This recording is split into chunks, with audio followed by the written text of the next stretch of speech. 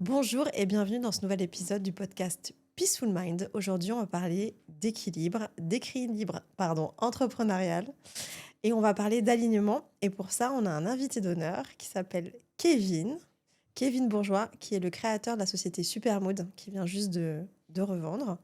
Et avec Francky, voilà, on est super content de t'avoir, Kevin. Voilà, on t'a avec nous. Je vais raconter un peu l'anecdote, si Mmh. t'es d'accord. Comment on s'est rencontrés et pourquoi on a vraiment tenu à t'avoir avec nous. On pense que tu es un exemple parfait de témoignage de personnes qui a toujours essayé d'être accompagnées ou en tout cas d'aller chercher des réponses lorsqu'ils ne les avaient pas à l'extérieur. On s'est rencontrés il y a quelques mois et donc je te racontais cette aventure Peaceful Mind où pour nous, allier le bien-être et la performance, ou en tout cas le fait d'aller bien et d'être performant aussi dans le monde du travail ou dans sa vie personnelle, pouvait passer par plusieurs portes d'entrée différentes. Et que finalement, il n'y avait pas que la méditation pour commencer à aller bien, il y avait plein d'autres clés qui pouvaient s'offrir à nous.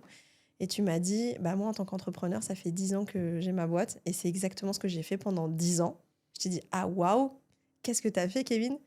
Ben, je me suis fait toujours accompagner. J'ai vécu différents mentors, différents coachs, voilà, différentes expériences tout au long de ces 10 ans. Et j'ai dit, bon, alors là, il va falloir absolument que tu viennes et que tu nous racontes cette histoire. Je te laisse la parole si tu veux rebondir ou introduire voilà, cette vision que toi aussi tu as du fait d'aller bien. D'aller bien, ouais. Bah, déjà, bonjour et merci de m'accueillir sur le podcast. Avec plaisir. Ça Avec va être plaisir, un Kevin. moment chouette. Donc oui, pendant 10 ans, donc pour le contexte, avec mon associé, on a monté une entreprise quand on était encore en école. Et donc en étant un minimum pragmatique, on s'est dit à 22 ans, on n'a jamais vraiment travaillé. Là, on va attaquer sur le marché des entreprises, même du CAC 40. On va pas y arriver tout seul. Et donc, on a décidé de se faire accompagner. Et sur ces 10 ans jusqu'à la revente de Supermood, j'ai essayé plein de choses et ça m'a pas donné, une secret sauce, une solution, mais plutôt, plein de solutions. Et donc après 10 ans, j'ai la conviction qu'il faut être un peu holistique dans le fait de se faire accompagner par des personnes différentes, à des moments différents, avec des compétences différentes et c'est ça qui permet, d'allier et performance et bien-être. Et donc, ce que tu dis, c'est que finalement, à la genèse, quand tu avais 22 ans, c'était il y a que 10 ans.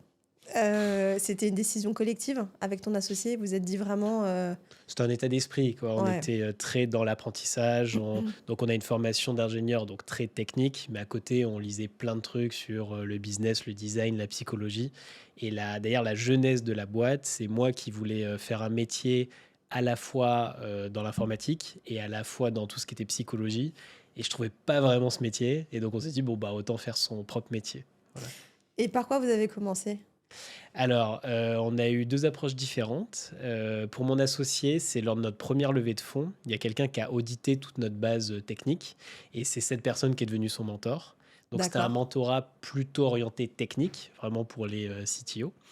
Moi, ça a été le coach de start-up qui a coaché, toute la Startup Nation, qui est l'ancien DG de Deliveroo en France, qui s'appelle, Adrien Falcon.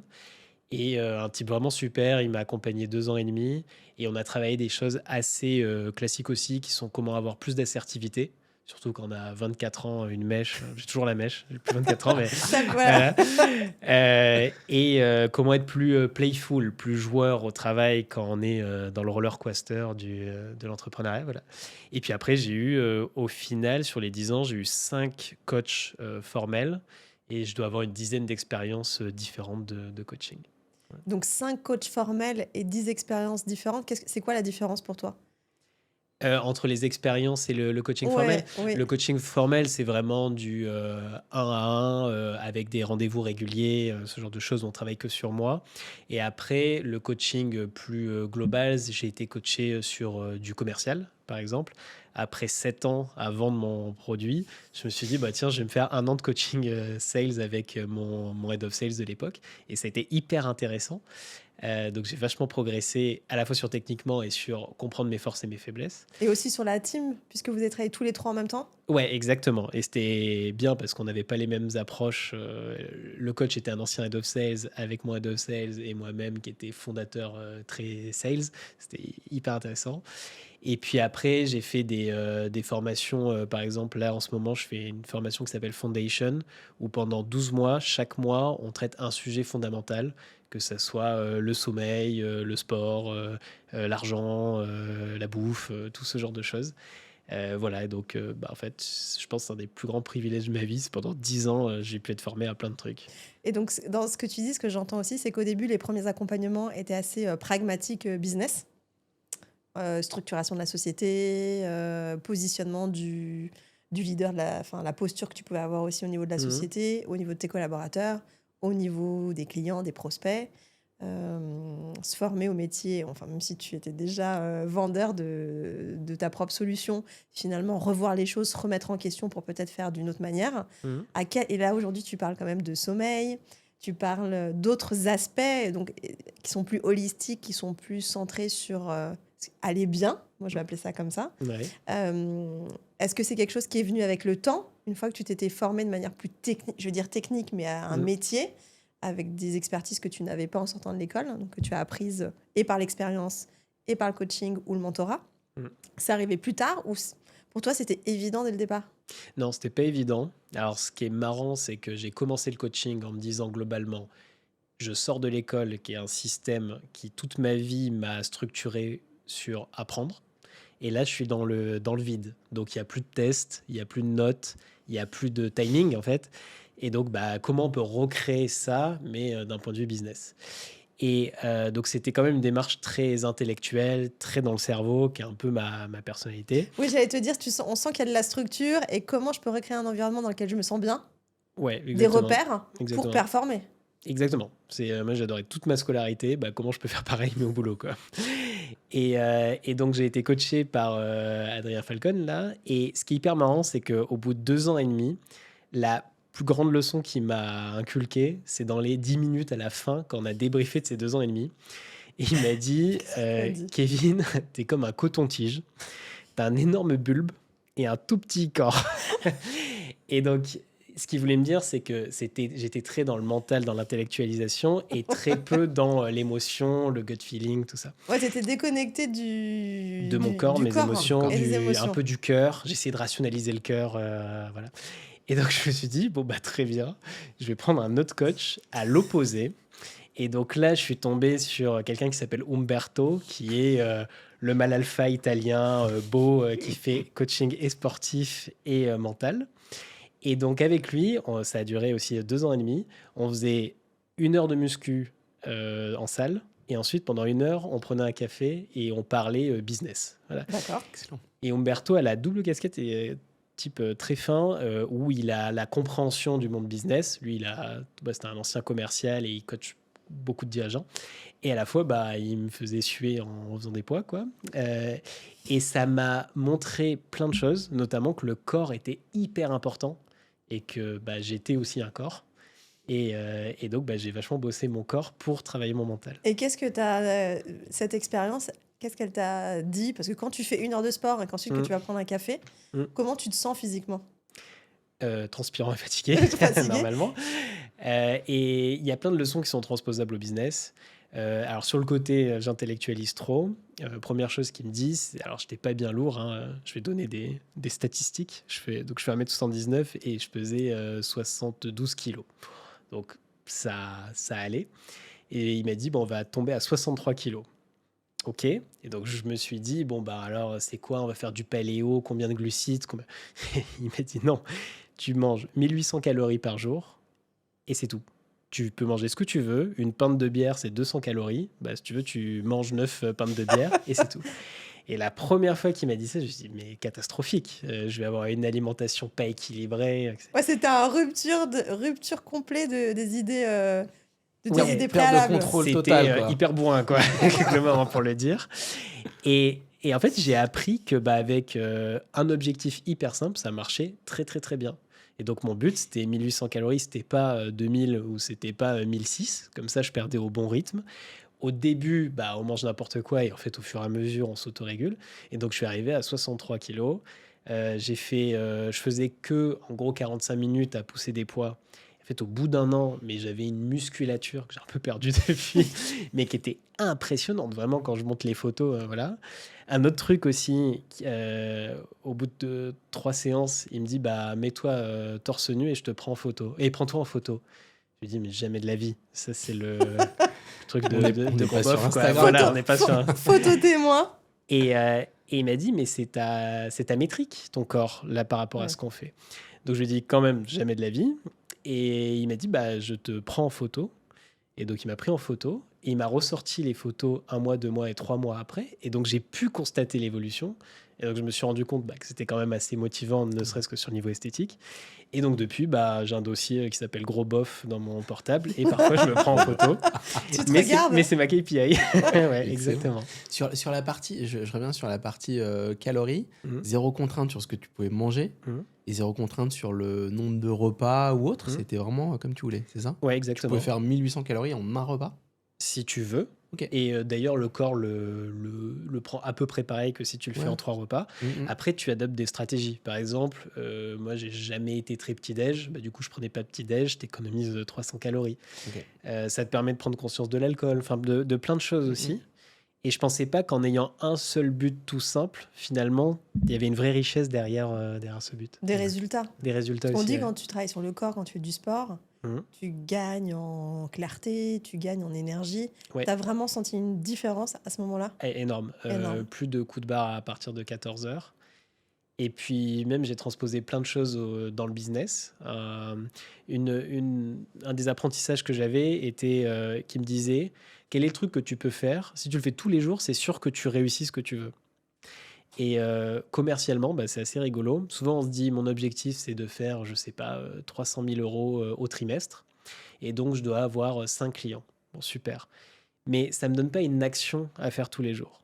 Donc, il me disait, mais si tu passes 20 coups de fil par jour, est-ce que c'est possible que tu rates ton objectif? La réponse était non. Franchement, à 20 coups de fil par jour, c'est sûr que je fais mon objectif. Du coup, je faisais 20 coups de fil par jour. Génial. Voilà. Ouais, c'était vraiment l'objectif ça. smart. Et, Voilà. En fait, raccrocher à quelque chose, Moi, je dirais dumb, vraiment stupide. Ouais. Tu prends l'objectif le plus stupide que tu peux actionner tous les jours. Et ça. Donc ça, c'était le coaching Voilà. bourrin, mais hyper efficace. Mais Et génial. pas, Exactement. et pas si bourrin que ça. Et voilà, en fait, Tellement- sur un. En fait, c'est mathématique, quoi.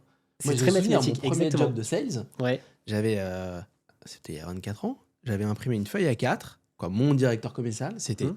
100 appels, 10 décrochés, un rendez-vous. Et j'avais ça Voilà. sous les yeux. Et forcément, C'est si exactement ça, tu quoi. fais ça, C'est alors, mathématique. plein de C'est des subtilités là-dedans et ça Mhm. dépend du business et Bien tout ça. sûr. Mais clairement. Et du coup, sur l'axe bourrin, donc, il y avait en sortie justement de coton-tige sur l'axe bourrin, j'intellectualise tout. Moi, j'étais là. Umberto est plutôt là. Et du coup, ça m'a ramené vraiment au milieu et donc beaucoup plus pragmatique. Et c'est là où j'ai appris que dans le coaching, parfois, il ne faut pas aller vers la personne qui nous ressemble le plus ou on a le plus d'atomes crochus intellectuellement, De etc. ressemblance, en De tout cas. ressemblance. Mais parfois, il faut aller vers des gens qui nous bousculent complètement. Ou vraiment, le premier mois, je me disais, oh, mais où je suis Qu'est-ce tombé? que j'ai fait Qu'est-ce que j'ai fait? Voilà. Et ça coûte de l'argent. Et puis, en fait, au fur et à mesure, on voit les résultats. Donc, je pense qu'en fonction de où on en est, de ce dont on a besoin, il faut parfois aller vers des gens qui sont dramatiquement différents de nous. Et ça, c'est le constat que tu fais, que je trouve extra. Et je suis assez d'accord avec toi d'aller vers des gens, mais même dans la vie de tous les jours, hein, qui sont très différents de nous, ça nous apporte énormément. Mhm. Comment tu as fait pour tenir? C'est-à-dire qu'au bout de 2 mois, Ouais. c'est diamétralement différent de ce que je connais, des gens que je côtoie, Mm. de mon terrain de jeu habituel, de là où je suis à l'aise. Est-ce que c'est la curiosité? Est-ce que c'est la discipline? Est-ce que c'est déjà les premiers résultats? Qu'est-ce qui fait que tu tiens et que tu lâches pas en route? Alors, il y a plein de choses. Bon, la curiosité est un levier hyper fort de motivation chez moi. C'est une valeur très, très ancrée. Donc, juste pour voir ce que ça donnait. Et quand on parle de sport, on sait que c'est pas en 1 mois qu'on va devenir super bon. Donc, je m'étais déjà mis dans ma tête que ça serait plusieurs mois. Par contre, le côté résultat rapide sur le sport ou sur les kilos perdus, c'est tout bête, hein, mais ça donne confiance. Et en fait, on perd 1 kilo par semaine à peu près. Donc, ça va assez vite. Après, on plateau quand même, hein, mais donc, c'est la force d'ailleurs du coaching d'Umberto qui est et fitness et mental. C'est qu'avant d'avoir les résultats mentaux qui prennent un peu de temps, on a des résultats qui sont sur le corps qu'on peut voir. Et je parlerai peut-être tout à l'heure d'une autre expérience d'un coaching qui était plutôt pour des athlètes, des Olympiens, ce genre de choses, où quand on transpose ce genre de coaching au businessman, quoi, au CEO, au patron, la problématique, c'est que quand on est un sportif, on peut tester tout de suite parce qu'on a un match la semaine Oui. d'après, on a un entraînement. Donc, on a une boucle de feedback, de Ouais, rétroaction. on a une grille On a une grille, vraiment ouais. très, très cadrée, quoi. Et donc, on a forcément des métriques. Quand on est CEO, on prend des dizaines de décisions par jour. Il y a un contexte business qui fluctue vachement. Donc, parfois, on peut avoir pris la bonne décision, avoir le mauvais résultat et s'en rendre compte 3 mois après. Donc, une autre leçon, c'est essayer de trouver ce qu'on appelle des proxy métriques, c'est-à-dire des choses qui vont nous dire en avance est-ce qu'on est sur la bonne direction ou pas. Voilà. Comme le Et, nombre d'appels, c'est une bonne proxy métrique de est-ce que je vais réussir mon trimestre, alors que le nombre je sais pas, de deals que j'ai signés à la fin, bah, on est très proche de la fin du trimestre, donc je vais mettre beaucoup de temps à m'en rendre ah compte. oui, oui, je comprends ce que Voilà. tu veux dire. Et du coup, ce petit tips dont tu parles, Mhm. est-ce que tu l'as appliqué à tout ensuite? Ou vraiment sur des choses qui sont chiffrables, business pur, où tu peux vraiment le transposer à une gestion humaine, Ouais. relations, ce genre de choses? Bah, en tant que manager de transformation dans mon entreprise, maintenant, je pense systématiquement à me dire on va aller dans telle direction, mais il faut qu'il y ait des petits bonbons assez rapidement à manger pour voir que on va dans la bonne direction et pour motiver les gens. Voilà. Ouais, de l'engagement. De l'engagement, exactement.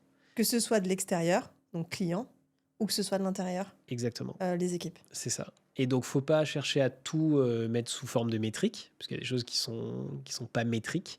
Par exemple, souvent, on essaie d'encapsuler toute la satisfaction client en une métrique. Bah non, ça marche pas. Enfin, là, tout le monde, on rigole, mais les 3 quarts des gens ont un score d'engagement client et c'est tout, quoi. Qui est basé sur entre 0 et 10, est-ce que vous nous recommanderez? C'est une bonne direction, mais ça encapsule pas du tout les raisons. Et donc, parfois, il faut juste dire, est-ce qu'on est satisfait de ce qu'on a fait? Est-ce qu'on a l'impression de progresser? Est-ce que c'est plus dur à faire qu'avant ou c'est plus simple? Voilà, mais maintenant, aller à la salle de sport, est-ce que c'est plus simple pour moi que ça l'était il y a un mois? Si la Ouais. réponse est oui, je suis sûrement sur la bonne direction pour tenir dans la durée. Si en fait c'est tout aussi difficile, bon, bah, j'ai peut-être pas craqué la Ouais, faut se motivation poser les bonnes questions. Voilà. Après, c'est vrai, donc on l'a pas dit, mais Supermood, on va dire ce que Oui. faisait Supermood parce que c'est assez intéressant à ce moment-là. Mm. C'est en fait Supermood, la première fois qu'on en a parlé, tu m'as dit c'est l'oreille des collaborateurs. Donc Exactement. Supermood, c'est un projet pour pouvoir prendre le pouls social de la société, savoir comment se sentent les équipes Exactement. sur des données. Justement, il faut poser les bonnes questions, comme tu dis, pour savoir si on sent le progrès, on sent l'engagement, on sent comment on sent avec le manager, etc. Exactement. Donc, Donc, on quantifiait, on qualifiait tout ce qui se passait dans l'entreprise avec des tout petits questionnaires. Et ça nous permettait d'avoir des métriques pour piloter les transformations. Et puis du qualitatif aussi pour comprendre les signaux faibles, les anticiper, tout ça. et alors sur ces deux premiers accompagnements, donc à la fois, on va dire très business et très physique et prépa mentale, Mhm. t'as quand même ça a quand même duré 2 ans ou 2 ans et demi à chaque fois, donc c'est Mhm. quand même des temps longs. Ouais. Quand tu démarres, tu sais que ça va durer 2 ans, ou finalement c'est en fonction de ton besoin. Au fil des mois, tu te dis bah là j'en ai encore besoin, Ouais. on s'arrête. Comment tu l'as C'est quoi l'approche? Ça dépend vraiment du coach avec qui on tombe, ce qu'on veut, comment on se connaît, etc. Euh, les pièges à éviter, c'est de se donner un objectif trop rapidement. Par exemple, donc là maintenant je fais un petit peu de coaching. On peut venir me voir en me disant bah moi je veux monter la plus grande entreprise du monde, beaucoup d'ambition, etc. Puis en fait on se rend compte au bout de 3 séances que la personne ce qu'elle veut c'est juste un bon salaire et être pépère. Et ce qu'elle veut c'est avoir de l'impact, pas forcément avoir un gros salaire, un gros exit en vendant des centaines de millions. Et donc très vite, l'objectif ne devient pas faire une entreprise de 100 000 personnes et la revendre, mais plus de dire être extrêmement aligné entre ce que je fais dans la journée au travail et ce que je suis. Voilà. Si on cale l'objectif trop tôt, bah, en fait, on va dans la mauvaise direction qui n'est pas vraiment celle qui est alignée avec nous. Voilà. Sauf si tu la recadres. Parce que finalement, on Alors, arrive avec un objectif. ouais. Si la personne, comme tu le dis, j'imagine que tu vois, elle te dit ça, au bout des 2-3, ce que tu expliques aussi, c'est que finalement, au bout des 2-3 premiers rendez-vous, tu recadres en disant attends, ce que tu m'as dit, Mm. Est-ce que c'est vraiment, tu re-questionnes, est-ce que c'est vraiment raccord avec finalement tes valeurs, ton véritable objectif? Et finalement, ça fait partie aussi de... Ben, c'est pas évident parce que souvent on fait pas le travail de recadrage 4 fois par an, en gros. On vérifie qu'on est sur la bonne voie, c'est sûr, mais se remettre à essayer d'avoir une motivation profonde et de la travailler, ça demande en fait tout un cycle. Voilà. Et donc, il faut voir, là, souvent en coaching, on définit ça un peu comme un U, avec en haut tout ce qui est vraiment le business, un peu le chaos du monde actuel. l'entreprise. Ouais. Ensuite, les motivations, souvent ce qui est le fondateur ou le dirigeant, donc ces liens, je sais pas, émotifs de base. Et puis après, il y a le côté vraiment psy, où là, on va sur les limitations de croyances, les blessures, la vie qu'on se fait, ces scénarios de vie, enfin plein de Les trucs. blocages. Les blocages, voilà. Ouais. Et je pense qu'il y a 3 types d'accompagnement différents. Et les 3 ont des avantages. Plus on reste en surface, plus on est quand même rapide et on Oui. peut prendre des raccourcis. C'est Ouais. vraiment plutôt le mentoring. Le coaching, on est un peu sur un entre-deux. Mais en coaching, on va pas non plus se déconstruire complètement pour dire ah, le problème, c'est le divorce de mes parents quand j'avais 3 ans. Et donc, je me suis construit comme ça et on se reconstruit petit à petit. Parce que ça prend vachement de temps. Et donc, Tu veux dire, ça prend vachement de temps d'identifier, on va dire, ces graines plantées au départ qui ont fait que chacun s'est construit à sa manière, ou ça prend vachement de temps d'accepter de le faire? les 2, voire les 3, il y Ouais. a, voilà, tout est plus long. Je pourrais pareil revenir sur notre méthode où il y a des super raccourcis où émotionnellement on peut débloquer des choses en 2 heures, des trucs qui traînaient depuis longtemps. Mais si on veut mettre en cause quelque chose une défense psychologique qu'on a établie depuis 30 ans, bah, c'est sûr que ça se fait pas en 2 séances. Voilà. Ouais, ça se fait un peu plus. Après, c'est vrai que on discutait, nous, on a eu Loïc, qui est Mhm. formateur expert en PNL. Mhm. Moi, j'ai beaucoup expérimenté le sujet aussi. C'est sûr que plus c'est profond, plus ça peut demander de... Ça peut pas se faire forcément en 2 séances. Mais ceci dit, ça demande pas non plus toujours 3 ans. On est quand même sur un intermédiaire Tout à fait. entre les deux. Surtout, l'idée, c'est est-ce qu'on a identifié le blocage Ouais, et tout à comment fait. on y va et à quel stade, pour moi, la personne en face de nous, elle est en résistance ou non. Il y a Ouais. aussi ça. C'est-à-dire que si tu es en résistance, ça peut prendre plus de temps, on prend des chemins détournés, on y revient plus tard. Tout à Si fait. tu es complètement prêt, potentiellement, ça va plus vite. Exactement. Puis c'est un apprentissage. J'ai vachement appris sur, par exemple, le côté coton-tige. J'intellectualise tout. Je crois que c'est Ah, l'image. Je pense que l'image, cool, elle je t'a pense que elle voilà, t'a frappé. on la mettra sur le Dès que tu podcast. prends- On va te faire un short dédié au Dès coton-tige. que t'es C'est dès que t'es certain. dans ta salle de bain, tu prends un coton-tige, tu penses à ton Et je coach, me tu vois. dis, oh là. Le coton-tige socratique. Comment vas-tu, Kevin? Mais du coup, je me rends compte que souvent, quand on me pose une question sur mes émotions, à la place de dire je ressens ça, je dis bah alors je ressens ça parce que. Et en fait, j'essaye d'expliquer automatiquement mon émotion. Et donc, j'intellectualise, je mets là-dedans l'émotion alors qu'elle devrait peut-être rester là. Et tu Et- continues? Et bah, c'est vraiment un réflexe, sauf que maintenant, je m'en rends compte. Pendant Ouais. pas mal d'années, je m'en rendais pas du tout compte. Et donc, maintenant, quand je suis coaché sur des sujets très émotionnels, je pense que je progresse plus vite. Parce que là, je me dis, ouh là là, tu remontes dans ta tête, reste plutôt dans ton cœur ou ton corps. Oui, parce qu'en fait, tu as mis de la conscience ailleurs. Exactement. Donc en fait, tu l'observes déjà. C'est la première Voilà. chose. Tu Exactement. pourras passer à un autre step, mais déjà le fait de l'observer, de te dire, attends, là, tu vas rentrer dans un système d'auto-évaluation, etc. Exactement. Non, j'ai pas envie, donc tu mets un stop, c'est déjà premier step. Voilà. Exactement. J'ai Et une alors- question primordiale pour toi. C'est quoi l'opposé du coton-tige du coup? C'est la bouteille d'orangina? C'est quoi le. Non. Le cure-dent. Le cure-dent. Ah ouais, c'est encore Non, pire. La bouteille d'orangina, c'est pas mal, ouais, c'est bien Ouais, trouvé. ok, d'accord. Bah, je sais pas, moi j'aurais dit les tablettes de chocolat parce que. Ouais, mais t'as quand même la Umberto, forme. Tu vois, faut. voilà. Ouais. Je sais pas. J'essaie de trouver une forme qui. Je sais C'est pas. vrai. Bah, le Fanta Ok, ou ou le l'orangina, Politella. si tu le Ou le secoues Politella. trop, ça explose Ouais, ça aussi. explose. Donc, heureusement qu'il y a une tête. Et une fois que tu as terminé avec Umberto, Ouais. Alors, 2 choses. La première chose, j'ai fait venir un CEO dans ma propre entreprise. Donc, on était une cinquantaine et on faisait environ 2 millions de chiffre d'affaires. Pas du tout rentable, mais j'ai pris un CEO en accord avec le board, bon, pour plein de raisons, mais une des raisons principales était que j'avais envie de progresser, de ramener de la seniorité. Et notamment, quand en fait, vous avez été CEO pendant 10 ans, et enfin là, c'était 7 ans à l'époque, et que vous avez fait que ça, vous n'avez aucun benchmark. Donc, je ne savais absolument pas si j'étais ne serait-ce que bon ou mauvais en management. Et c'est pas le salarié qu'on manage tous les jours qui va vous dire bon, franchement, je te T'es mettrai un 3 mauvais, sur 10. ouais, c'est pas top. Voilà. Et donc, on a trouvé une personne qui s'appelle Cyril, qui est venu pendant plus d'1 an et demi, qui a été incroyable. Et j'ai eu vraiment le privilège de voir quelqu'un faire mon boulot dans mon environnement. À Donc, ta il place. manageait les gens à ma place. Et donc, moi, j'étais observateur. Alors, je pouvais clairement influencer, mais j'étais plus en observation. Et donc, d'un coup, c'est simple, en 1 mois, on comprend très vite les faiblesses qu'on n'avait jamais vues. Parce que je voyais Cyril faire des choses, je me disais, mais oui, il a raison. Il est génial, J'ai jamais trop fait bien, ça, c'est ouais. génial. Et à la fois, il y avait des forces que j'avais pas vues. Et je me disais, mais tiens, Cyril, il est pas bon là-dessus. Alors que c'est toujours quelqu'un qui a une carrière brillante, il a géré des entreprises énormes, etc. Et je me disais, mais ça, je le fais beaucoup mieux que lui.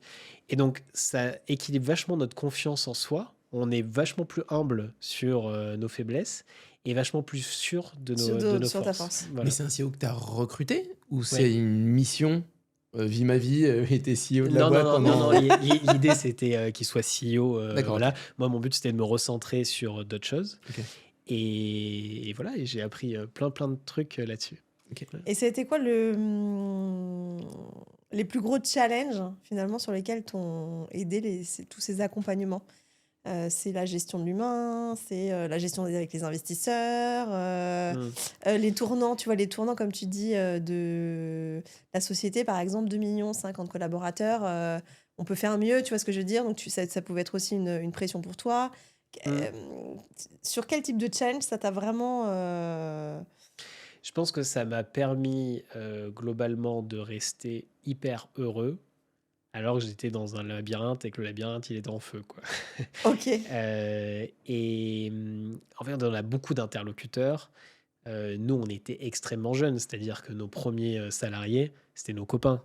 Et les premiers séminaires, c'était un BDE Ouais. avec beaucoup trop d'alcool et tout ça. Et Les encore, on Beaucoup était- de bonne humeur. Voilà, exactement. Et donc, au début, on comprend pas comment Ça on marche. dit t'es viré à un copain. Et la première Ouais. personne que j'ai virée, c'était atroce. C'était vraiment Ouais. atroce. Et, Ok. et donc, au fur et à mesure, donc on se blinde d'émotions, donc on devient insensible. Puis en fait, on se rend compte que c'est pas du tout la solution et qu'on se renie. Voilà. Donc, tout ça, ça m'a permis d'avoir un fil d'Ariane sur lequel se raccrocher et puis progresser hyper vite. Sur le coup, je pense que j'ai pu voir par rapport à mon associé. Quand j'étais coaché, je progressais plus vite que lui. Puis Ouais. ensuite, il me rattrapait parce qu'il est extrêmement brillant. Mais voilà, c'est vraiment des accélérateurs de progrès. Et donc, après Umberto, donc tu as pris Cyril. Cyril, ouais. Donc, Cyril, tu as réussi à avoir finalement je vais dire une fenêtre. Tu regardais depuis ta fenêtre ce Ouais. qui se passait à l'intérieur d'une autre manière. Mhm. Donc, Cyril s'en va. Ouais. Et là, qu'est-ce qui se passe? Alors, qu'est-ce qui se passe? On rentre en processus de vente de l'entreprise. Alors, c'était pas lié avec le départ de Cyril, hein, mais en gros, Cyril est arrivé, on a mis l'entreprise à environ 3 millions et surtout rentable. Et finalement, on a dégagé pas mal de bénéfices derrière. Et donc, c'était un bon moment pour vendre. Plus des envies de mon associé et moi de faire autre chose, de partir, voilà. Et c'est une période qui est assez compliquée, la vente, parce qu'on doit gérer le business. On doit gérer un business très changeant. On a eu, c'est simple, mai, juin, juillet. On a eu les ponts de mai. On a eu les dissolutions législatives, etc. Et ensuite, on a eu les JO. Donc, c'était 3 mois pour vendre sa boîte. Les pires mois, voilà. Mais je suis un peu habitué, j'avais levé des fonds pendant le Covid. Enfin, à chaque fois, Oui, on t'aimes a bien des super choisir tes timings. moments, toi. T'aimes bien te Ouais. challenger avec Exactement. le contexte. Ok. Et donc, je me suis dit, dans ce contexte, avec une relation avec mon board qui était extrêmement compliquée, qui est une des raisons qui m'a poussé à vendre l'entreprise, en me disant, c'est dans les pires moments qu'il faut se faire accompagner. C'est aussi dans les meilleurs. Oui, j'allais te dire, vu ce que tu me dis, c'est un peu les deux quand même. C'est un peu les deux. C'est comme un alpiniste. L'alpiniste, c'est pas que quand il est dans la tempête qu'il a besoin. Il doit aussi travailler quand il n'y a pas la tempête, ne serait-ce qu'à lire la météo. Mais là, je me suis dit, vraiment, si je suis tout seul face à tout ce qui se passe dans mon entreprise, Ouais, ça va être c'est compliqué. trop. Et un copain qui s'appelle Alexandre, qui est CEO de Live Mentor, m'a recommandé un bouquin qui s'appelle L'identité gagnante, qui est édité par l'Académie de la haute performance.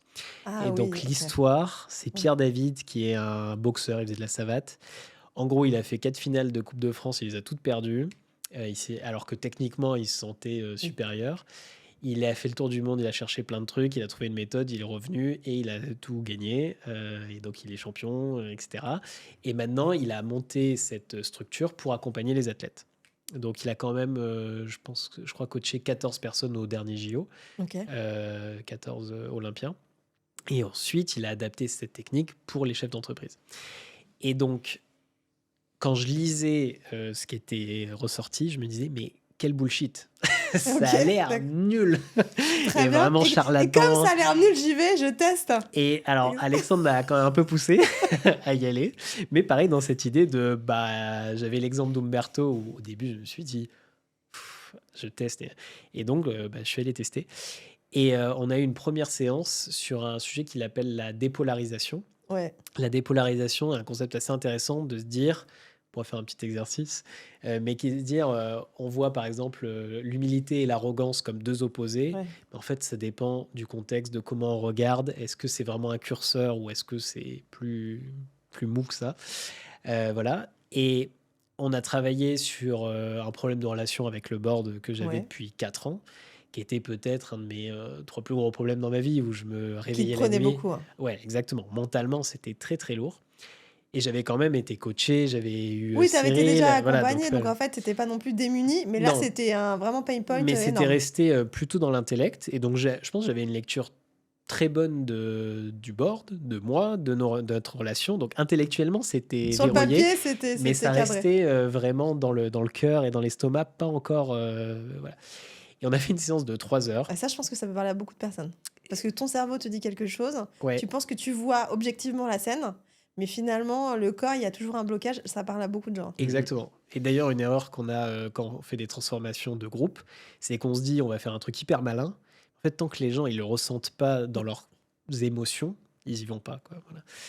Et pour les présidentielles, sortir un programme, en fait, ça sert à rien parce que les gens votent de façon plutôt identitaire et émotionnelle. Ça, c'est prouvé depuis des années. D'ailleurs, Macron a gagné sans trop de programmes à l'époque. Et donc, pour en revenir à cette séance, mon sujet, c'était donc un problème de relation. Et on m'a fait répéter 15 fois quels sont les avantages à ce problème de relation. Alors, au début, on dit, il n'y en a absolument pas. C'est en train de détruire ma boîte, moi, tout. Je sais que ça, c'est très PNL aussi. Hein. C'est très Ils PNL. sont très proches. Hein. C'est les mêmes familles, même s'ils font un peu différents. Exactement, mais c'est comment on va se reprogrammer Ouais. en disant un mantra. Voilà. Bon, au début, j'y croyais pas du tout. Et donc c'est bien parce que tu y allais vraiment sceptique. Donc toi, tu es le client parfait dans ces cas-là. Parce que si ça marche... Je suis le sceptique C'est- enthousiaste. T'es le Exactement. sceptique enthousiaste, mais donc si ça marche, c'est que ça marche. tu vois. Exactement, c'est ça. Et donc, au bout d'un moment, j'arrive à 15. Et ce qui est intéressant, c'est que... À 15 quoi. À 15, 15 répétitions du 15 mantra. répétitions de raisons différentes. À 15 D'accord. raisons différentes, Ouais, de positives. pourquoi c'est bien. D'accord. Donc, par exemple, une relation très toxique avec mon board, un des avantages, c'est que ça a soudé mon associé et moi. Ouais, ok. Deuxièmement, j'ai dû vachement apprendre à argumenter. Troisièmement, la stratégie, c'était pas une option. On se disait pas, allez, on va faire ça. Il fallait que ça soit Carré, vraiment quoi. carré. Donc, ça m'a apporté plein de choses. Et ça paraît évident quand c'est vu de l'extérieur. Je le vois quand je fais l'exercice avec des coachés. Mais alors, quand c'est nous et c'est notre problème, on a l'impression qu'il n'y a aucun avantage à cette situation. Et donc, sur les 15, Je pense que je vais faire l'exercice dès qu'on sort. on pourra, J'ai ouais. j'ai des sujets. Il y a plein de trucs sur la dépolarisation. C'est vraiment passionnant. Et donc, je trouve les 15, sur les 15, ce qui est rigolo, c'est qu'au début, vraiment, on y croit, les 4 promis, on se dit oui. Puis franchement, entre le 5e et le 10e, on sort des trucs juste pour sortir des trucs. D'accord. Oui, je pense que. Puis on se rend compte que le 12e, peut-être qu'en fait, on a touché juste. Et donc, il y a vraiment un processus de... C'est pas les plus évidents qui vont nous marquer. Il faut passer par du oui pour aller sur des trucs un peu profonds. Voilà. Et au bout des 15, donc ça dure 1h30, un peu épuisé, la coach me dit, maintenant, on va faire l'inverse. Si cette situation était parfaite, ça serait quoi les désavantages? Et alors là, on se dit, Là, pareil, il y déjà en que a t'étais pas. rincé, tu t'es dit, bon, donnez-moi une bouteille d'eau, s'il vous plaît. Exactement. Et donc, on se dit, bon, bah, je me laisserai plus porter, j'aurai moins progressé, enfin, voilà, plein de trucs. Et au bout de ces 3 heures, la coach me demande, est-ce que tu peux répéter, en gros, ma relation avec le board est toxique et ça me détruit. Et je dis, bah, facile, ma est là, les mots ne sortent pas, et j'ai comme un espèce d'effondrement physique, ou comme s'il y avait un poids qui partait. Et alors, c'est hyper marrant parce que j'aurais jamais parlé en ces termes. J'avais lu que ça se passait comme ça, etc. Mais bon, c'est difficile de l'intellectualiser quand on l'a de pas se le vu, représenter, de en se le fait. représenter. Et là, je l'ai vraiment ressenti. Et depuis cette séance, je n'ai plus un seul problème. Incroyable. Et c'est arrivé dans une phase de vente de l'entreprise où la relation avec le board était hyper importante. Ça aurait pu capoter 10 fois, j'aurais pu minimiser mes gains 100 000 fois, etc. Et donc, je pense que ce truc m'a fait gagner, mais vraiment, enfin, a fait gagner des millions d'euros à l'entreprise, quoi. Ouais, à Voilà. l'entreprise et en plus de la légèreté. Et de la légèreté. Puisqu'en fait, et le problème, plein- c'est de se libérer de ce problème de cette manière, c'est aussi c'est ta perception. Ah, c'est C'est travailler complètement sur ta perception de la relation. exactement. Parce que Ouais. je gardais en tête que la relation était toxique. J'avais plein d'animosité, voilà, mais ça m'atteignait plus Oui, du c'est tout. ça. Voilà. C'était plus, ça touchait plus ton corps, ton cœur. T'étais plus rigidifié, limite en résistance ou en. Exactement. Ok. Voilà, Exactement. ça me Voilà. fait penser à Mesmer, tu vois qui c'est? Ouais. Quand il te dit, bah voilà, vas-y, dis l'alphabet, par contre la lettre E n'existe plus. Ouais. Exactement. J'ai eu cette image quand tu T'as m'as enlevé décrit la ton truc. lettre. C'est un peu ça. A, ouais. B, C, F. Ah, Et ben c'est ça, ouais. ok. Et c'est très. Et tu t'en très es rendu profond. compte tout de suite? Ah, Ou sur tu- le ouais, moment sur le même, moment, ok. alors déjà Ouais. le fait de ne pas pouvoir sortir des mots, ça fait bizarre. Hein. Ouais. C'est vraiment la lettre E qui sort pas. Et, j'y croyais pas trop, mais du coup maintenant, je sais que c'est possible d'avoir des séances où en 2-3 heures, Mais c'est une forme de reprogrammation. Exactement. Par contre, j'ai fait 6 séances, du coup. Ouais. Sur les 6, il y en a une qui a été exceptionnelle, celle-ci. Il y Celle-ci. en a une autre qui a aidé énormément à me rendre compte que par exemple, la première question, c'est quel est le trait de caractère des gens que tu n'aimes Ouais. pas? Moi, c'est l'injustice. Ça me fait vraiment... Les seules fois où je suis en colère, c'est quand je ressens une injustice. Et je me suis rendu compte que je me formais du coup à la justice. Et donc, ma personnalité était très alignée avec la justice. Sauf que la justice, bah, c'est très relatif. Et donc, par exemple, quand on vire quelqu'un qui n'est pas performant, c'est très juste pour le collectif. Pour lui, je comprends qu'il sente ça ce soit parfois injuste. injuste, alors qu'il a fait tous les efforts, etc. Et donc, ça m'a permis de me recalibrer pas mal en me rendant compte de plein de comportements que j'avais parce que je voulais avoir une posture de juste. Donc, par exemple, je mettais énormément de temps à prendre des décisions humaines parce que je voulais qu'elles soient justes et validées. Et en fait, je me rendais compte que c'était une Donc quête en fait, tu vaine. dis quoi? Je peux prendre moins de temps parce que finalement, la justesse, ce sera pour moi et pas forcément pour les autres. Je vais beaucoup plus vite et j'ignore plein de choses alors qu'avant j'y apportais beaucoup d'importance. Le feedback de tout le monde, ce genre de choses. Avant c'était un processus très dur pour moi pour avoir la conviction qu'il fallait sortir quelqu'un. Maintenant c'est beaucoup plus aligné et en fait je fais beaucoup moins d'erreurs parce que pareil en faisant ça. Ça fait le jeu de la politique. C'est-à-dire que j'ai viré des gens qui étaient performants parce que le manager me disait c'est un nul, parce Ouais. que le manager avait peur en fait que le nul y monte et prenne la place du manager. Alors que, et je le sentais quand je virais cette personne qu'il y avait un truc en moi qui n'était pas hyper aligné. Ouais. Et donc maintenant, je suis beaucoup plus. Mais tu dirais quoi? attentif. Donc moi, quand j'entends ça, je me dis, bah, en fait, est-ce que tu n'es pas plus à l'écoute de ton intuition aussi? Sur ce sujet, oui. Il n'y a tout pas à que fait. de l'intuition, mais il y a quand même aussi une partie. Exactement. Moi, pour avoir recruté des personnes dans ma vie, je me rappellerai toujours, il y avait un profil.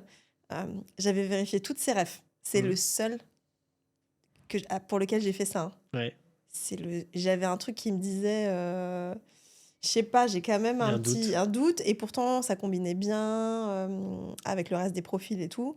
C'est le seul que je me suis dit, je vais pas réussir à le sortir, quoi.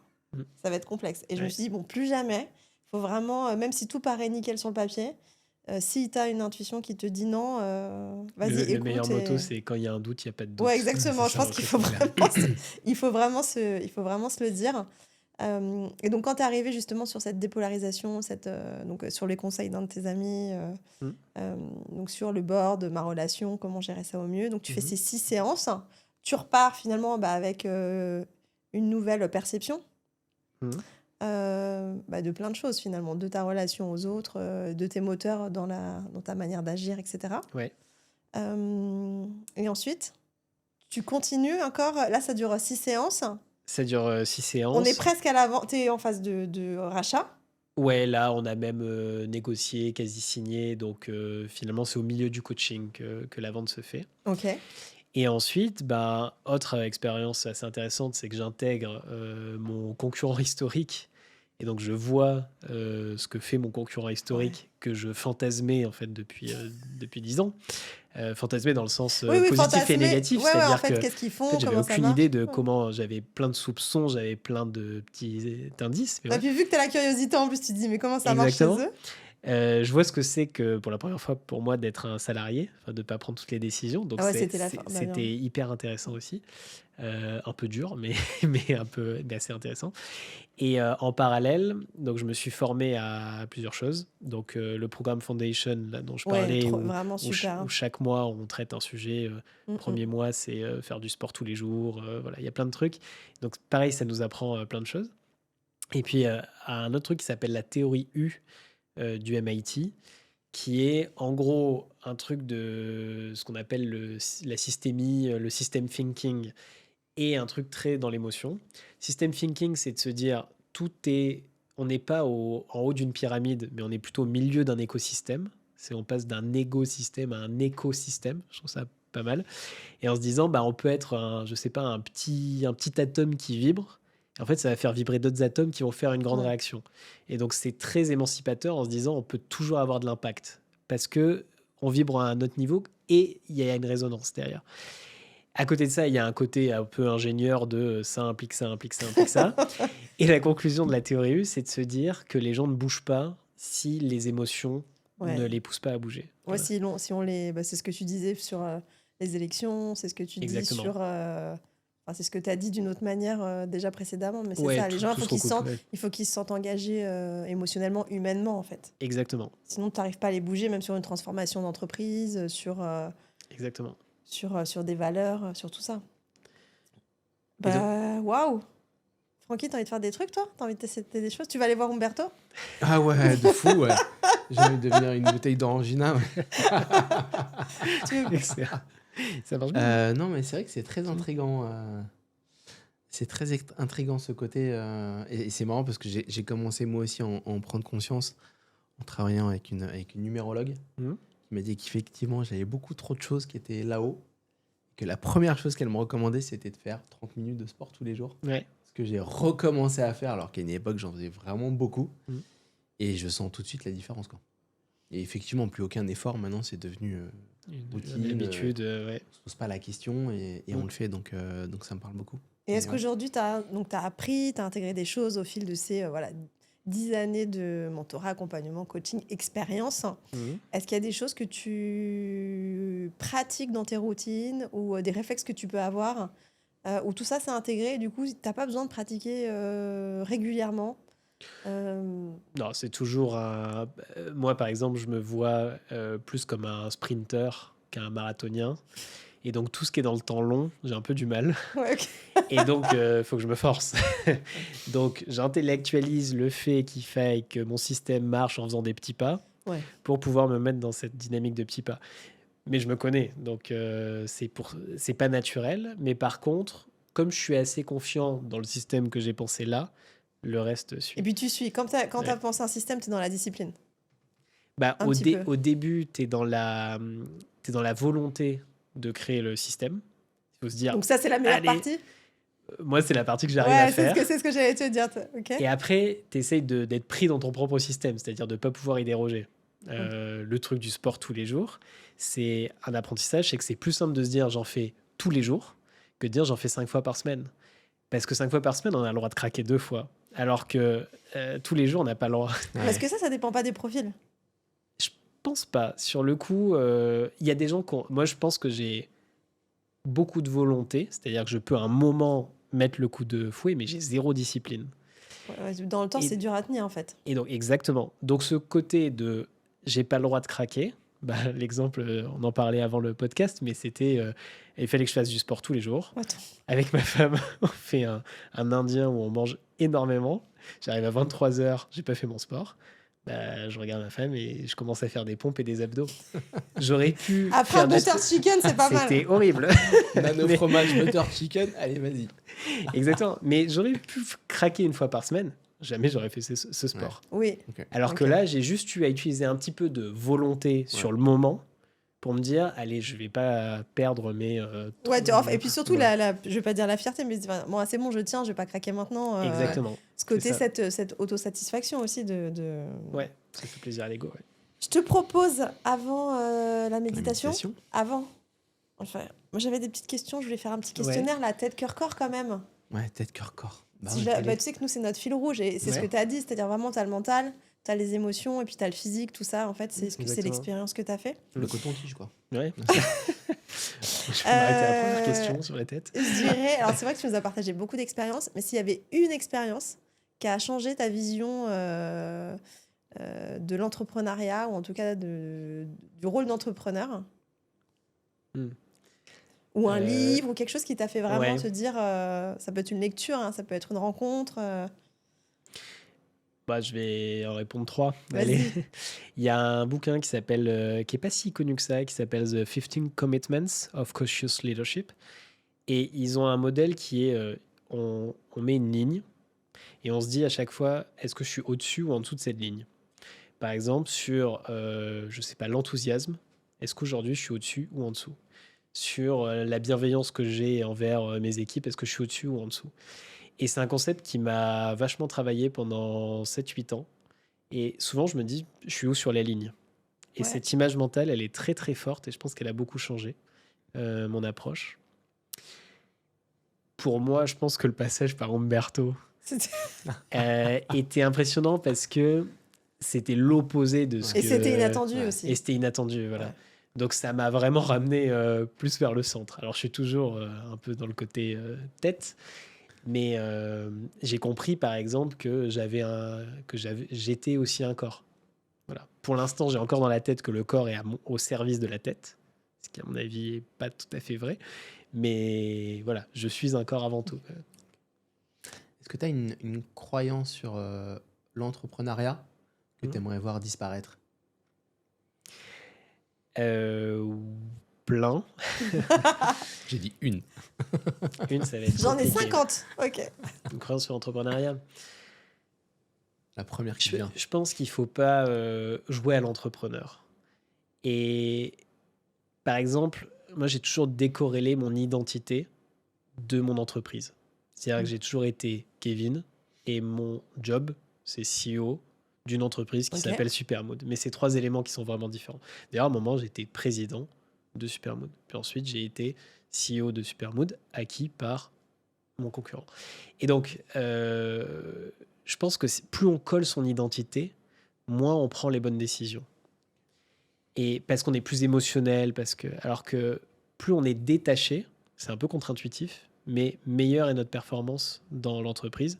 Bon, on a de problèmes mentaux aussi derrière.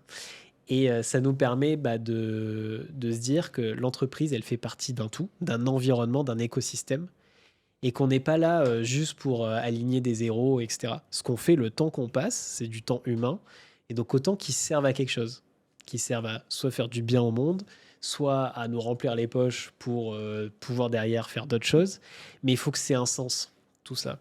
Et en ayant vendu son entreprise, c'est marrant parce que on se rend compte que, en fait, il y a plein de CEO ou de fondateurs qui jouent à un jeu, qui comprennent assez peu.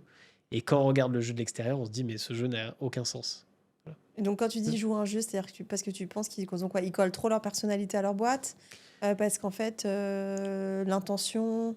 Alors déjà, de ce que je vois dans mon coaching de CEO, c'est que les gens que j'accompagne, c'est que la majorité n'ont pas de stratégie qui les inclut eux. Le classique, c'est, je leur demande, si demain je te rachète ta boîte et tu as 2 millions d'euros sur ton compte, tu me la vends ou non? La réponse est souvent oui, je prends les 2 millions. Je pose la question derrière, et ton associé, tu sais ce qu'il me dirait? souvent les gens savent pas, n'ont pas de certitude. Donc déjà, les 2 personnes ou 3 personnes à la tête ont jamais parlé De de ça. quand on s'arrête. Et souvent, même si l'objectif c'est que d'avoir 1 million sur son compte, ce qui est génial, hein, attention, mais ils optimisent pour des stratégies qui font qu'ils auront soit 100 millions, parce qu'une énorme entreprise, soit 0, parce que très risqué. Et donc et en fait, quand on regarde de l'extérieur, on se dit, mais tu es en train de chasser quelque chose que tu ne veux pas, parce que tu n'as jamais réfléchi à ce que tu faisais. Et il y a une citation d'Alice au Pays des Merveilles, c'est si on ne sait pas où on veut aller, bah, toutes les routes y mènent. Ouais, Et c'est très vrai, je trouve. Et pour moi, le fondateur de c'est- startup de base, c'est ça. Il sait qu'il veut faire une startup, mais alors pour l'amener où? Ouais, après là, je pense à d'autres profils qui sont pas forcément des startups et qui ont Oui. construit l'entreprise autour de leur personne, mais c'est autre chose. Parce que c'est la personnalité. Donc, je pense à des personnes très connues aux États-Unis, une Mel Robbins, je sais pas si tu la connais, enfin d'autres personnes qui prennent la parole. Aujourd'hui, elles ont une entreprise, mais tout au départ a été construit sur une personnalité. C'est autre chose encore. On n'est pas sur la startup, tu vois, mais... Startup, ça doit être un moyen, quoi. Ça doit Ouais. pas être une fin Ouais. en soi. Est-ce que moi j'ai quand même je pose la dernière question, on n'aura pas, je sais pas si on aura le temps de tout dire. Ça m'intéresse vraiment que tu me dises la qualité humaine Mhm. qui pour toi a été qui fait la différence en tant qu'entrepreneur avec tes collaborateurs, avec tes clients, enfin ce qui t'a vraiment ce qui t'a le plus aidé. Personnellement, Ouais. je dirais un truc bête, mais Vas-y. on me l'a dit plusieurs fois et c'est assez rigolo parce que c'est pas dans le vocabulaire startup, c'est la gentillesse. Et c'est un truc vraiment tout bête, mais toujours vouloir faire le mieux, être assez authentique, pas trop raconter de bobards, ce genre de choses. Et en fait, je pense que tous les clients qui sont restés longtemps ou les plus gros contrats qu'on a signés ou les salariés, c'est ceux avec lesquels bah, j'étais juste le plus gentil, le plus authentique. Pas dire les choses qui fâchent, hein, parfois il faut... Voilà. Mais juste la gentillesse, je pense que c'est une qualité qui est assez Sous-cotée. dévoyée, ouais, assez sous-cotée. Et voilà, je pense qu'il y a l'éthique aussi. Pendant très longtemps, je me suis dit l'éthique, ouais, bon, tout le monde est éthique. Puis en fait, j'ai bossé avec des gens pas éthiques. Et je me suis dit, ah, c'est quand même assez fondamental Ouais. l'éthique. Voilà. Mais c'est pas une Mais qualité, l'éthique c'est aussi une valeur en entreprise, c'est des comportements aussi. c'est aussi des Ouais, ça se comportements. traduit assez vite l'éthique quand même. Mais en fait, on remarque plus l'absence d'éthique que la présence d'éthique. Alors que la gentillesse, c'est quelque Oui, chose ça se voit. que voilà. T'as raison. Et peut-être la curiosité, c'est un truc aussi qui est hyper entraînant pour engager les équipes. Avoir quelqu'un qui est toujours curieux, qui teste des trucs, qui se dit allez c'est pas grave, il y a un côté Ouais, très c'est une entraînant. dynamique en fait. C'est une dynamique, ouais. C'est vrai que c'est une qualité, mais je pense que c'est surtout une dynamique que tu donnes. Parce que ta curiosité entraîne tout un système. C'est ce qu'on disait, tu vois, Ouais, c'est le côté exactement. d'avoir un impact. C'est contagieux. C'est contagieux. Mm. La question sur le corps Petite session 1. Bah oui, elle a pas eu sa question sur le corps. On a dit tête, cœur, corps. Sur le corps. Un petit conseil Sur sur le corps. justement pour être connecté et plus être coton-tige et être. Allez voir Umberto ou- Ouais, Umberto, il est bien. Non, mais le sport, franchement, c'est super. Ok, peut-être un truc. Je fais du kung-fu depuis 5-6 ans. Ouais.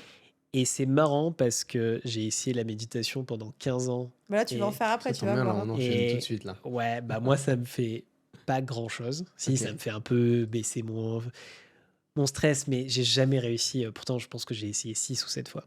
Ok. Et en fait, je me suis rendu compte que les gens se réalisent dans plein de choses. Ça peut être dans la création, dans le lien ou dans le repli en soi.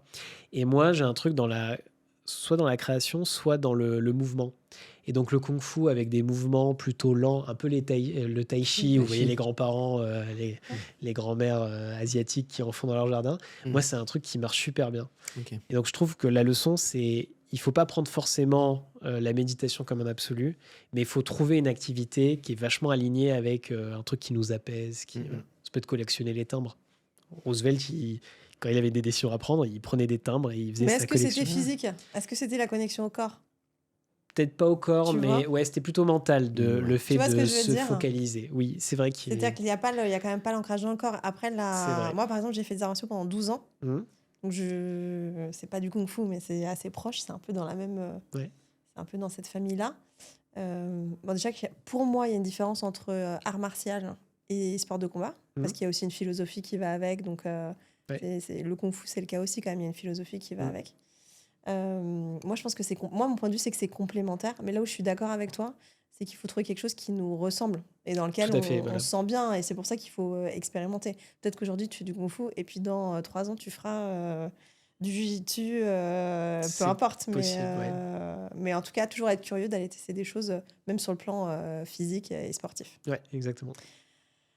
Waouh, j'ai encore envie de parler, mais je crois que ce serait bien une petite session de méditation, non? Petite session de méditation. On va voir Vas-y. donc. Ouais. On va tester quelque chose en t'écoutant. En fait, c'est Umberto qui m'a fait penser Allez. à ça. Voilà. Si on On peut va appeler faire- le podcast d'Umberto, Non, d'ailleurs. mais je pense qu'il faut je l'appeler, suis on va que son on va porte-parole. hein. l'inviter par contre. Voilà. Je vais Umberto, l'appeler, si je tu vais nous l'appeler. entends. Non, on va faire une technique de méditation qui s'appelle la respiration water. Ah, c'est une respiration. Alors pourquoi water Parce que je suppose qu'Umberto devait quand même te dire qu'il fallait boire beaucoup d'eau, bien s'hydrater pour faire C'est du 0 sport. calories. Ouais. Voilà, Ouais. et Oui, c'est 0 j'avais le droit. calories. Ouais. Et ça remplit. Mais pourquoi j'ai pensé à cette technique-là Tout simplement parce qu'en fait, l'eau, c'est quelque chose qu'on peut boire à volonté. Alors, faut pas boire 5 litres ou 10 litres, sinon c'est pas bon pour les reins et c'est pas pratique parce qu'on va faire pipi toutes les 30 minutes. Mais l'avantage de cette technique-là, c'est qu'effectivement, on peut la faire n'importe quand, n'importe où. C'est vraiment à volonté. Et en fait, elle est basée sur la respiration. J'ai hésité avec une autre technique qui s'appelait la respiration whisky, mais ce sera pour une autre fois, rien à voir. Et en fait, c'est une technique très simple qui consiste tout simplement à se concentrer sur notre respiration, d'accord, et à venir équilibrer notre respiration. Donc un petit peu comme de la cohérence cardiaque. Ou cohérence cardiaque, on inspire, on compte 1, 2, 3, 4, 5. On expire, on compte 5, 4, 3, 2, 1. Là, c'est la même chose, on va compter 1, 2, 3, 4 à l'inspiration et 4, 3, 2, 1 à l'expiration. Et c'est une technique qui généralement plaît beaucoup aux ingénieurs, aux gens qui sont plutôt là-haut, parce que ça va venir les occuper. Tu vas comme t'expliquer tout à l'heure que tu as testé la méditation 6 ou 7 fois et tu as le sentiment que ça n'a pas trop marché. Mais en fait, le fait de venir te concentrer et sur ta respiration et sur le fait de compter, potentiellement, ça va occuper ton cerveau, occuper ton esprit. Peut-être, ça va t'aider à relâcher. Donc, je vous propose de tester ça. Allez. Donc, Go. comme toujours, on prend une position confortable, la plus confortable possible. On n'hésite pas à faire des petits mouvements d'épaules, de nuque. Voilà. Si ça craque, c'est normal. Une fois qu'on a trouvé une position qui est confortable, on va tout simplement fermer les yeux. Et on va commencer par prendre 3 grandes respirations en inspirant par le nez et en expirant par la bouche.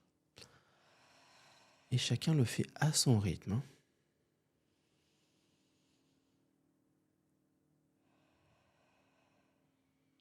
Et sur la 3e expiration, on va se vider complètement les poumons jusqu'à ne plus avoir d'air du tout.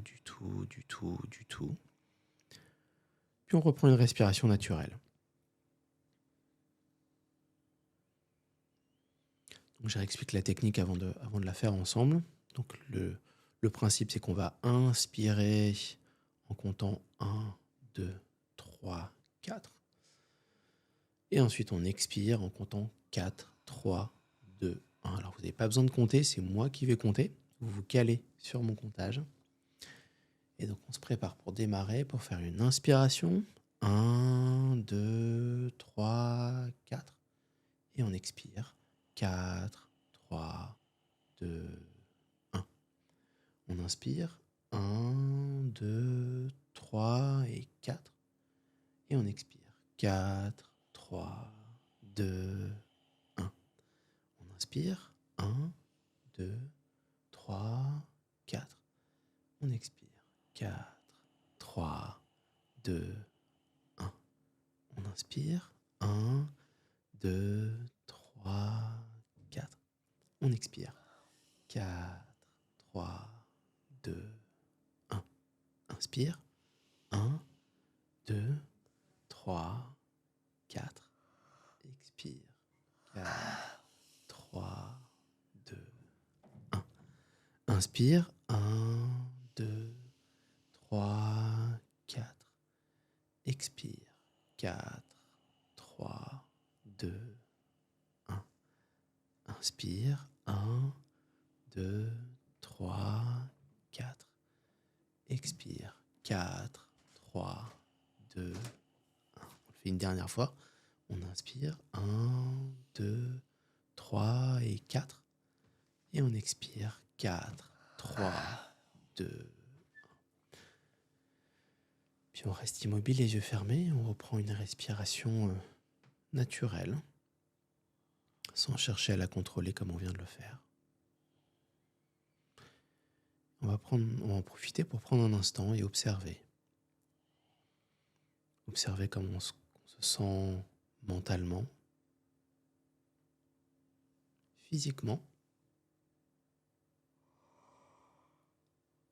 Et à votre rythme, vous allez pouvoir délicatement ouvrir les yeux pour vous reconnecter visuellement avec la pièce dans laquelle vous êtes installé. Et vous étirer, si vous le souhaitez, comme un petit chiot, un petit chaton qui se réveille d'une sieste. Et on va poser la question à Kevin, s'il a un mot qui lui passe par l'esprit. Stress. Stress. Waouh, Je plaisante. tu m'as tué. Bah, peut-être que c'est le mot qui vient, ceci dit. Hein. Si c'est le mot qui est sorti, c'est le mot qui vient. Non, non, pas du tout. Non, je sais pas. Plénitude. Plénitude. Ouais. Parce que tu as ressenti la plénitude, c'est juste le mot qui est sorti comme ça. Non, non, je pense que là, en ouvrant les yeux, je savais plus trop où j'étais. Et... Ok. Ouais. Super. Ça marche bien. Bon, tant mieux. Bon, c'est facile à faire. C'est vrai que c'est pas mal avant un rendez-vous. Avant... Toi, je te pose pas la question, j'entendais les Moi, bâillements. c'est terrible. C'est- Dès que je démarre, je me mets C'est un en, bouton, quoi. en pause, Moi, je je me mets à m'endormais bailler. souvent, ouais. Bah ouais, mais en fait, c'est pas, en même temps, c'est pas grave hein, Non, mais non, de complètement. s'endormir. En Totalement fait, ok. Ouais. Totalement ok de s'endormir. C'est clair. Ouais. Merci, Francky. Ouais, merci. Merci à vous. On a été ravis de t'avoir. Ouais, c'était trop bien. sur Merci cet du partage épisode. d'expérience, Merci du temps. Ouais. très de cool. témoigner. J'espère que ça va donner plein d'idées, plein de clients à Umberto. Exactement. Yes. D'avoir envie de s'intéresser à ce que c'est que la dépolarisation, Ouais, il y d'aller a plein de trucs à creuser. d'aller lire, d'aller Mhm. voir cette formation. Moi, je vais regarder vraiment ce foundation là. Je trouve ça vraiment Ouais, super. c'est- Ouais. Il y a plein de choses, plein de ressources et voilà. Bah, merci beaucoup pour ça, Kevin. Bah, merci à encore, vous Kevin. deux. Super. Merci. Et pour terminer, ce qu'on fera, c'est que on viendra te faire intervenir dans la communauté Peaceful Mind sur School Ouais. pour que tu puisses répondre aux questions de nos membres qui Ouais. ont probablement des questions à te poser. Donc, Bah, la réponse on c'est va. 1800 calories par jour. 1800 calories en bière ou en ce que tu Parce veux. que tu veux. Un dossier gros beauf dans ton téléphone avec quelques photos. Exactement. Une bibliothèque assez importante de livres à lire. Et un peu de vulnérabilité pour Et un dire, peu de pour dire tout ça en vulnérabilité. Voilà, podcast. exact, Ouais. exactement. Merci beaucoup. Merci, Merci à Kevin. vous deux. Ciao, ciao. À Merci. plus tard.